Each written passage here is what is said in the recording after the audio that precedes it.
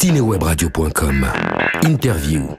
Stéphane Azoulay, bonjour. Bonjour. Vous êtes donc l'un des dirigeants de cette grande marque qu'est Lancet. Absolument. Marque familiale, c'est bien ça, hein?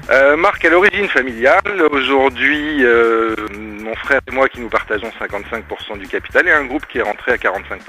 Dans les années 70, début 70, ça a dû commencer avec notamment des manches-disques. En fait, ça a été ceux qui a lancé la société au départ, sans faire de mauvais jeu de mots, dans la mesure où, on l'a dit, c'est une société familiale qui a été créée donc par mon père en 72, et à la suite d'un voyage en Italie où il a trouvé ce produit qui était le manche-disque absolument exceptionnel. Et quand il est rentré, il a vu que ça n'existait pas en France et il s'est dit, finalement, pourquoi pas. Et durant des années, Lancet a eu 90% de part de marché sur le manche-disque. Donc il y a 9 chances sur 10, si vous avez un manche-disque quand vous étiez jeune, que ce soit un des nôtres, parce que c'est un produit qui a amené une vraie révolution, quoi.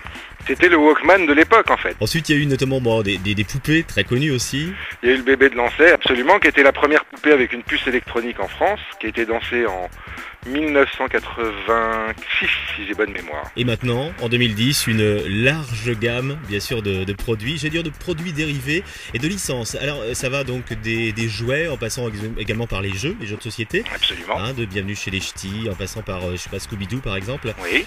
Justement, quelles sont les plus connues, enfin celles qui marchent le mieux peut-être, ou que vous aimez le plus? Celles qui fonctionnent très bien en termes de jeux de société aujourd'hui, on a la licence C'est pas sorcier, tirée donc de l'émission éponyme de France 2. On sort une version écologie cette année qui est en 100% recyclée et recyclable, avec toutes les problématiques dont on entend parler en permanence aujourd'hui, à savoir l'environnement, l'écologie. Donc ça, c'est une licence qui fonctionne très bien parce que l'émission est là depuis plus de 15 ans maintenant et qu'elle fidélise aussi bien les enfants que les parents qui ont toujours quelque chose à apprendre. Et là, en plus, avec la thématique forte de cette année, je pense que ça devrait être une très très bonne vente. Un autre produit dans le même état d'esprit qui fonctionne très bien, c'est le Dizzy sexuel de Titeuf, qui est un jeu de société en fait où on essaye de répondre de la manière la plus ludique et compréhensible possible pour que les enfants puissent trouver toutes les réponses sur la sexualité, d'une manière un peu plus informelle que celle qui les amènerait à discuter avec leurs parents. Vous aviez misé aussi sur Bienvenue chez les Ch'tis, c'est ça? Absolument, en fait on a, je vais pas dire qu'on a senti un peu le vent venir, mais disons qu'au bout d'un certain nombre d'entrées, on s'est intéressé à faire le jeu de société parce qu'on s'est dit qu'un phénomène comme ça devait continuer à fonctionner après. Et bien nous en a pris puisqu'on a quand même réalisé 70 000 boîtes de jeux l'année dernière. Alors justement, comment ça se passe? Donc vous dites, vous sentez des fois le vent venir. Comment ça se passe sur les producteurs qui viennent vers vous? C'est vous qui allez vers eux en leur proposant des concepts? Il y a un petit peu de tout en fait, c'est-à-dire que ça marche un peu de toutes les manières. Parfois ce sont ce qu'on appelle les ayants droit, donc ceux qui s'occupent de vendre les licences et qui sont propriétaires des licences, qui vous démarchent en vous montrant leur catalogue de nouvelles propriétés. Ou parfois c'est vous qui vous dites par exemple j'ai besoin d'un produit en licence fille pour compléter ma gamme sur telle tranche d'âge, etc.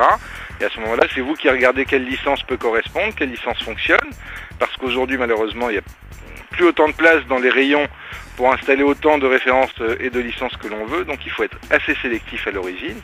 Et à partir de là, vous faites une proposition à l'ayant droit avec un business plan qui sert de base pour établir un contrat de licence qui en fait détermine un taux de royauté que vous payez par pièce à l'ayant droit sur chacune de vos ventes. Ce sera le cas notamment peut-être pour Luc Besson, je suppose. C'est le cas. D'accord, donc vous allez commercialiser Arthur et les Minimoys, les petites figurines pour Noël. Alors justement, il n'y a pas que ça d'ailleurs, il y a beaucoup de choses autour de ce film événement. Ouais. Qu'est-ce que vous avez exactement?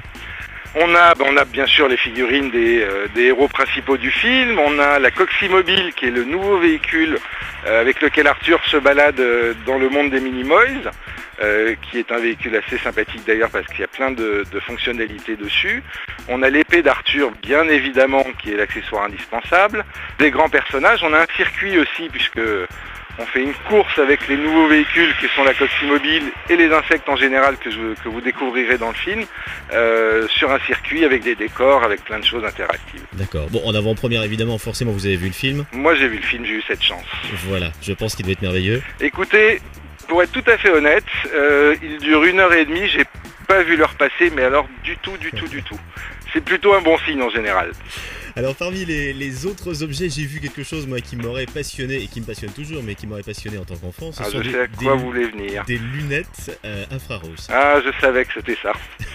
C'est vrai que c'est un rêve de gosse pour beaucoup de monde, pour beaucoup d'adultes d'ailleurs. Ouais. C'est un produit qui est sorti l'année dernière aux États-Unis, qui s'est vendu là-bas à 700 000 unités. Parce que je crois qu'en fait, comme vous le disiez justement, c'est un véritable fantasme quelque part pour les enfants de pouvoir voir dans le noir et surtout de pouvoir faire des choses dans le noir sans être vu. C'est sûr.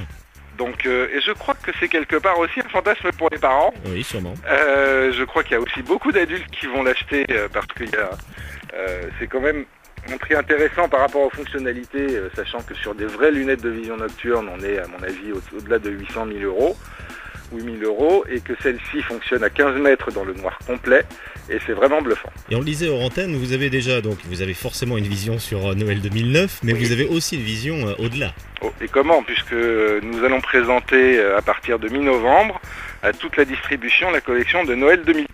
Vous êtes tout le temps aux aguets, je suppose, pour il trouver faut, les nouveautés. Aussi bien au niveau des produits qu'au niveau des licences d'ailleurs, puisque on peut avoir une nouveauté produit assez extraordinaire, on peut avoir une nouveauté licence assez extraordinaire aussi. Donc, et comme c'est un marché, le marché du jouet qui est un marché de zappeurs, puisqu'on sait que les enfants sont par essence des zappeurs nés, il faut à chaque fois renouveler sa collection pour attirer à nouveau les enfants vers ce rayon, sachant que ce sont parmi les consommateurs les plus compliqués à gérer aujourd'hui. Et vous, par exemple, c'est vraiment la petite note personnelle, j'allais dire, quel jouet, quel est, je sais pas, celui que vous préférez en ce moment, de tout ce que vous avez sorti là récemment. De tout ce que j'ai sorti, sans hésiter, les lunettes de vision nocturne. Et il y a un autre jeu aussi que je sors cette année avec le trio du Morning Live qui s'appelle le Même Pas Cap, qui est un jeu de défi absolument hilarant. Cinewebradio.com